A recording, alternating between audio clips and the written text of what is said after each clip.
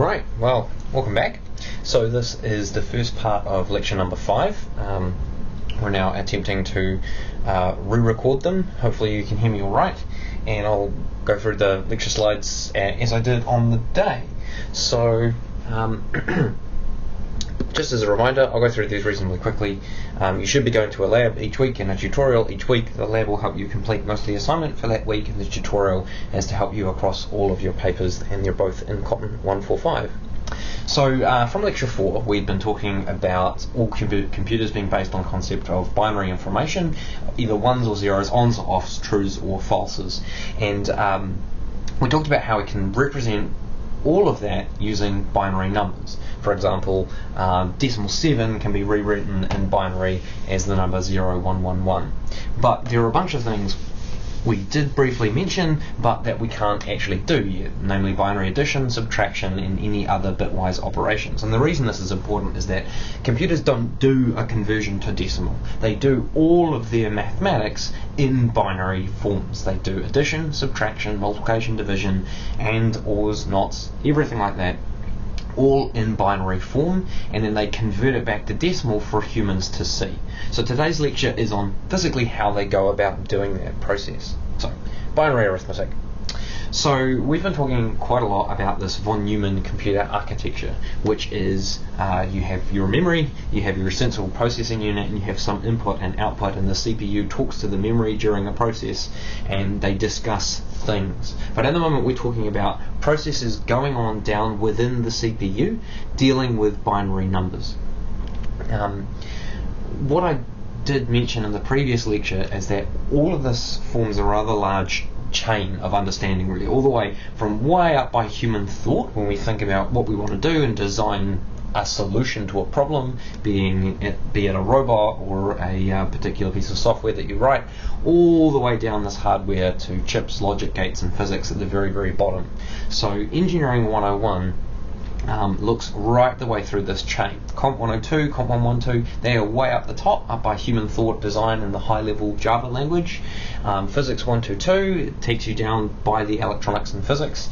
Engineering 121, your math paper that dances around the hardware, chips, logic gates, central logical tenets. And Engineering 101, we have the unenviable task of cleaning up the rest. So we're talking about binary now, and mostly we're talking about that down by chips and logic gates. So this is the kind of level of structure we're talking about, the very, very fundamental components of how computers physically compute things. So let's say we've got two binary numbers, and here I've given you two examples, so 7 and 6, 0111 or 0101, which if they're in 4-bit binary. And the general thing we might want to do is to add these two numbers together. And so we can think of a few different ways we might want to do that. For example, 7 plus 6 in decimal gives us 13, so we already know what the composite of that should be. And if we think, okay, what's 13 4-bit binary? Just to remind you, 13, we look at it in powers of 2, so we go, that's 8 plus 4 plus 1, so that's 2 to the power of 3 plus 2 to the power of 2 plus 2 to the power of 0. So that's going to give us the binary number 1101. So 1101 is 13 in unsigned binary. So we already know that when we combine those two numbers, we need to get this one down the bottom. The real question we're asking is, how do we add those two together to get that final number down the bottom? So in binary numbers we have these things called the MSB and the LSB, the most significant bit and the least significant bit. The most significant bit is usually written on the left hand side, and it's called the most significant simply because it encodes the highest number. So in 4-bit binary, the 4th bit encodes 8, which is larger than the sum of all the other digits together, hence why it's most significant. Whereas the least significant bit, or LSB, is on the right hand side, and it only adds or removes a single value of 1. So if we want to go through and actually do this addition, we do it bitwise, going from the least significant bit to the most significant bit. So for example, here's my 7 in binary, 0111, and here is my 6 in binary, which is 0110. And bitwise addition is really simple. We just go 1 plus 0 is 1. Okay, that's all fine. Now we go 1 plus 1, and usually in standard addition we go 1 plus 1 is 2. Unfortunately we can't do 2 in binary. So what we do is we get 1 plus 1 equals 1, so we end up with a carry. So this is the concept of a carry, just having a leading 1. You'll be familiar with it if we do a decimal notation addition. Sorry about that. If we do a decimal notation, let's say we've got 19 plus 21, right, decimal, we can go, right, 9 plus 1, that gives us 10, so we have a carry up there, and then 1 plus 1 plus 2 is 40. Okay, we're doing exactly the same thing here, but our 1 plus 1 has given us a 1, 0, and then this one here, it's even more confusing. We have a 1 plus 1, so that gives us a 1, 0, but now we've got an additional 1, so that actually ends up with 1, 1, a carry of 1 and a sum of 1 down the bottom. And then to do the final column, we go 1 plus 0 is 1. And hey presto, we've got our equivalent 13. So that's physically how we go across doing that. But that can be a little bit tricky, so let's go through some of the rules. So your basic rules for combining binary numbers are that 0 plus 0 is still 0, 0 plus 1 is 1, or 1 plus 0 is 1, and the tricky one is that 1 plus 1 now gives us 1, 0. Okay, because 1, 0 is the binary representation of 2. So what we usually do is we talk about a carry bit and a sum bit being separately. So this bit would be the sum, and this bit would be the carry in that case. Yeah, like I said, turns out with binary, 1 plus 1 no longer equals 2. Conveniently, that doesn't mean arithmetic always falls apart.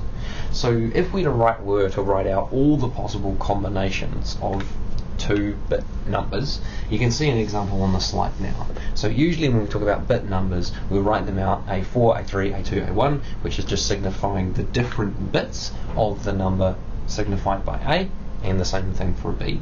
So if we look at just the least significant bit of those two, if we combine them, there's only 4 possible options. Either they're both 0, in which case both the carry and the sum are 0, either 1 is 0 and 1 is 1, so the carry is 0 and the sum is 1, or they're both 1, and that gives us a carry of 1 and a sum of 0.